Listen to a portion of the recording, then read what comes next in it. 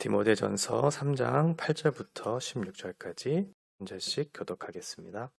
이와 같이 집사들도 정중하고 일구이언을 하지 아니하고 술에 임박하지 아니하고 더러운 일을 탐하지 아니하고 깨끗한 양심에 믿음의 비밀을 가진 자라야 할지니 이에 이 사람들을 먼저 시험하여 보고 그 후에 책망할 것이 없으면 집사의 직분을 맡게 할 것이요 여자들도 이와 같이 정숙하고 모함하지 아니하며 절제하며 모든 일에 충성된 자라야 할지니라. 집사들은 한 아내의 남편이 되어 자녀와 자기 집을 잘 다스리는 자일지니 집사의 직분을 잘한 자들은 아름다운 지위와 그리스도 예수 안에 있는 믿음의 큰 담력을 얻느니라.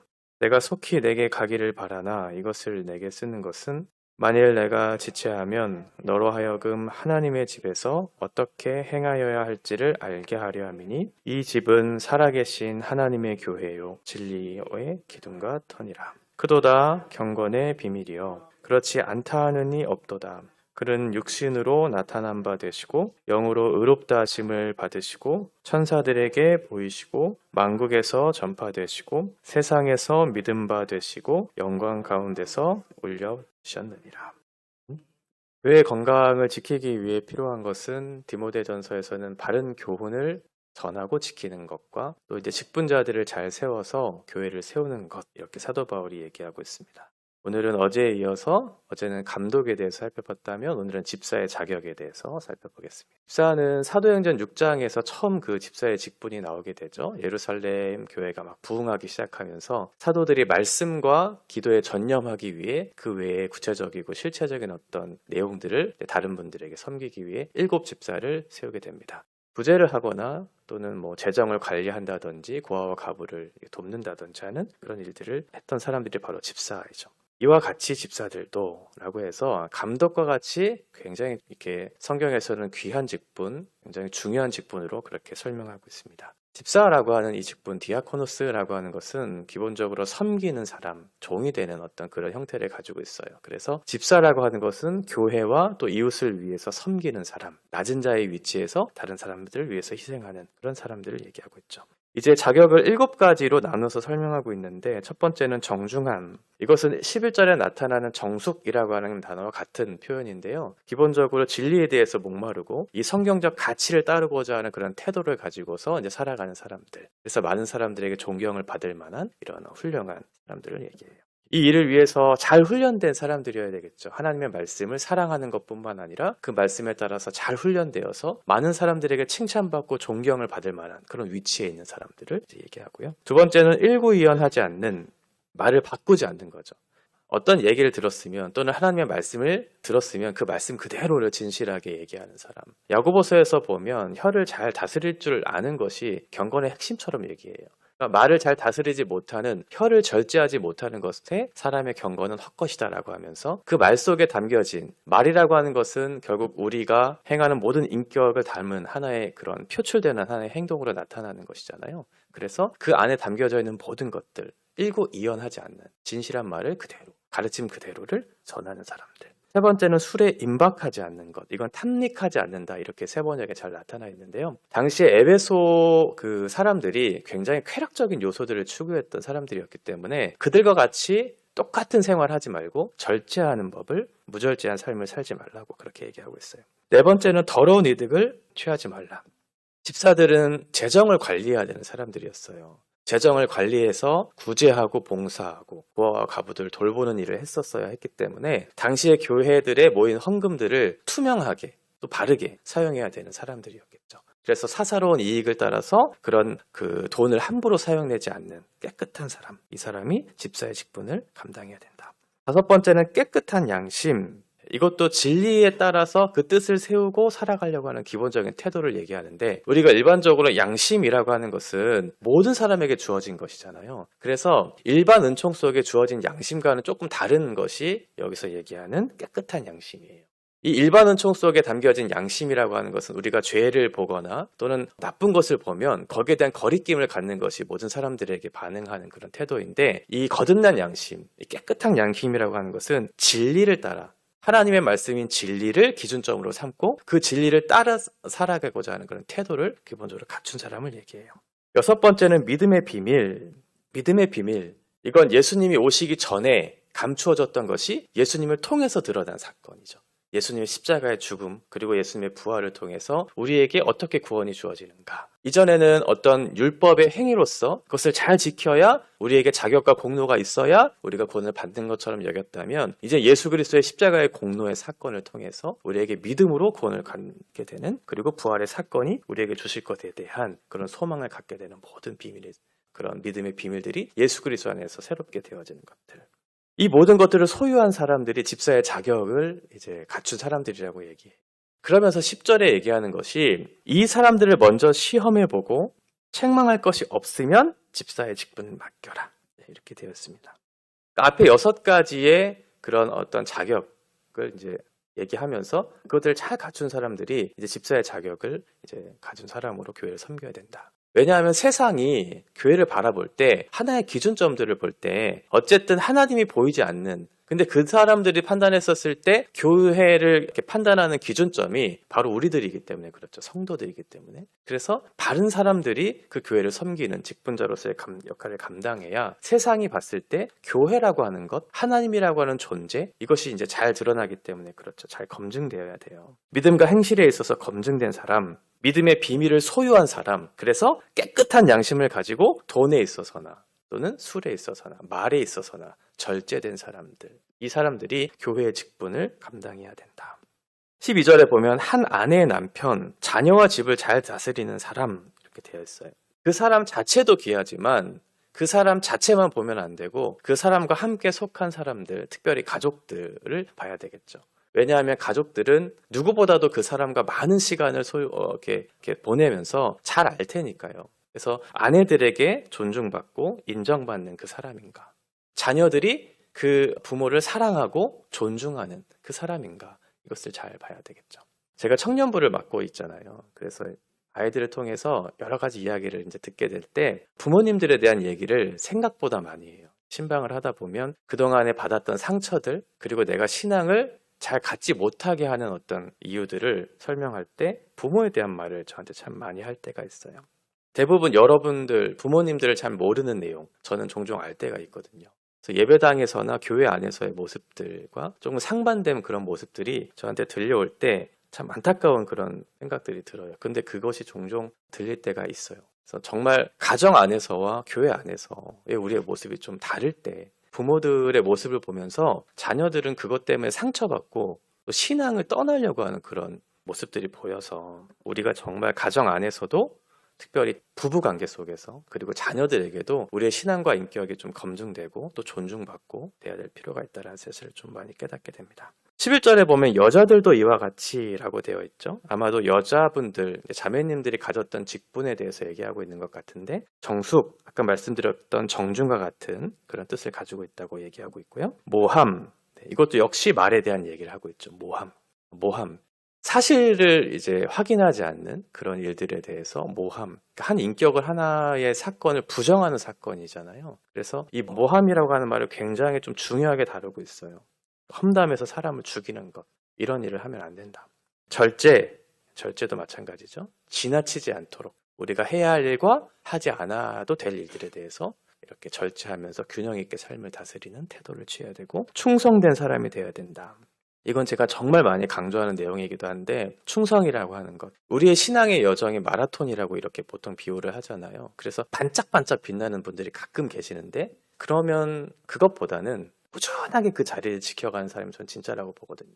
책임 있게 그 자리를 포기하지 않고 꾸준하게 이렇게 빛나지 않더라도 그 자리를 지켜가는 사람, 그 사람이 하나님이 가장 기뻐하시는 분이 아닐까. 어떠한 상황 속에서도 요동하지 않으려고 예수 그리스도를 붙잡고 지금의 상황을 해석하고 그 상황 속에서 하나님께서 나에게 주신 이 과정들을 충성되게 감당하는 그 사람들이 집사의 직분을 감당해야 된다고 성경은 얘기하고 있어요.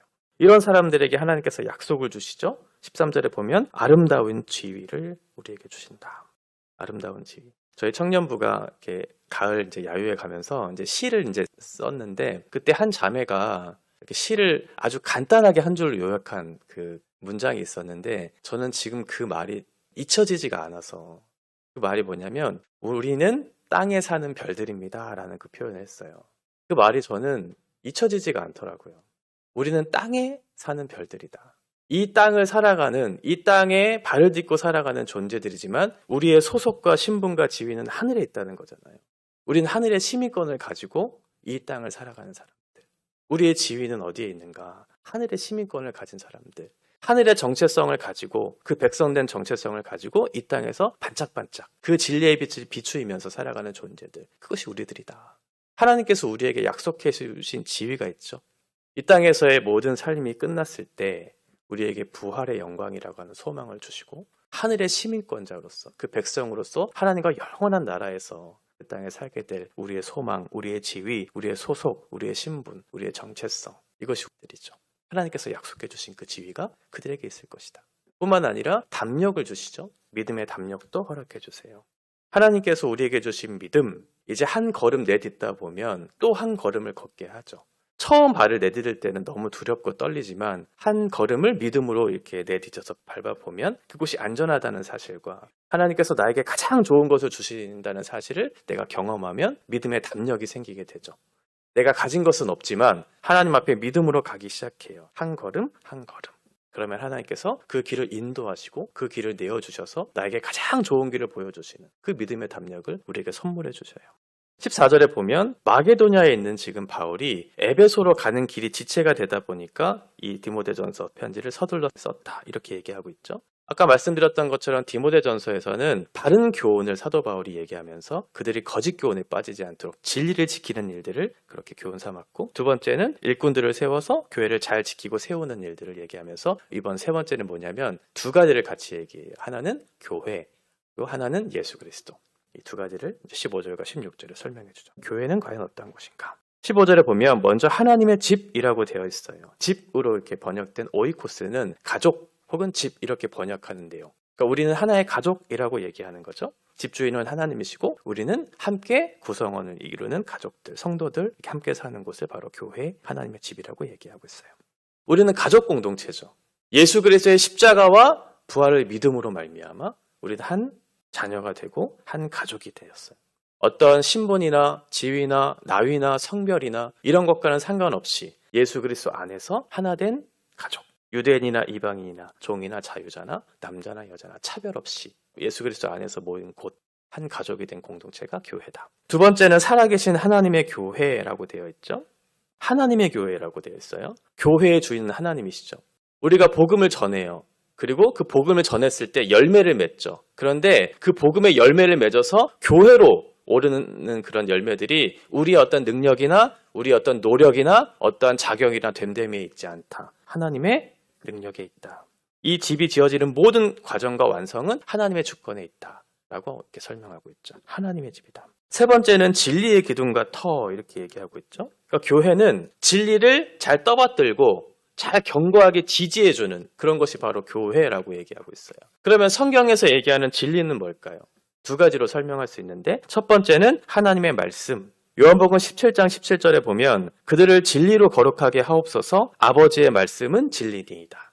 첫 번째는 하나님의 말씀이겠죠. 두 번째는 예수 그리스도예요.